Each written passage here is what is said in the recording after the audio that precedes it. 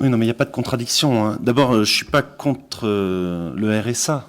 Je suis pas contre le social. Je- non, mais bon, alors, comment dire, vous dites que je dénonce la hausse du RSA. Oui, je le dénonce parce que je dis. Non, attendez, je vais terminer, mais je dis sur le RSA, je dis deux choses. La première, c'est que la Cour des comptes vous le dit, il faut renforcer les contrôles. Donc ça suppose qu'ils ne sont pas assez, qu'ils ne sont pas effectifs. La seconde, c'est que les hausses de RSA sont comment dire, la conséquence concrète d'une politique économique à laquelle le département d'ailleurs participe. Sur la masse salariale, je crois que ça fait partie un peu des divergences qu'on a avec la politique socialiste.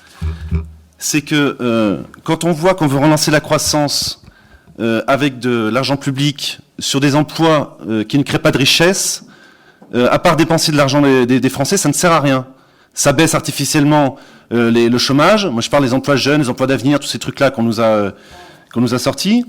Ça baisse artificiellement le chômage, mais ça ne crée pas de richesse. Voilà. Donc, si vous voulez contribuer à la baisse du chômage en Gironde en augmentant le nombre de fonctionnaires, ça va faire des dépenses, des charges supplémentaires, mais qui ne créeront pas de richesse et donc pas de croissance.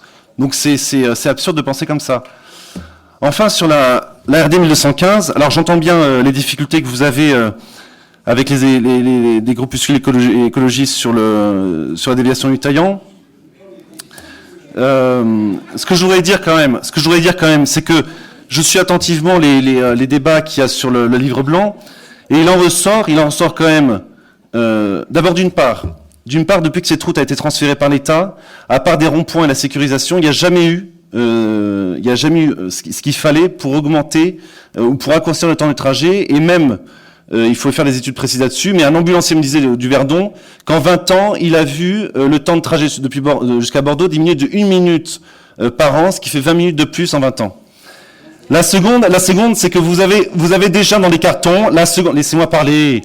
La seconde, c'est que vous avez déjà dans les cartons non pas de développer l'axe qui va de Bordeaux jusque dans le Médoc, qui permettrait d'avoir un train plus accessible pour développer l'économie là-bas, c'est de faire un développement transversal sur des routes, franchement, pour y habiter, qui, à mon avis, n'en ont pas l'utilité, et tout ça pour que les usagers puissent avoir un accès plus pratique aux services publics. Les usagers, vous dites, en situation sociale difficile. Moi, j'ai envie de dire, si vraiment on a un discours économique qui tient la route, développer la route qui part de Bordeaux pour développer le tissu économique du Médoc, ça fera de l'emploi et ça réduira les difficultés sociales.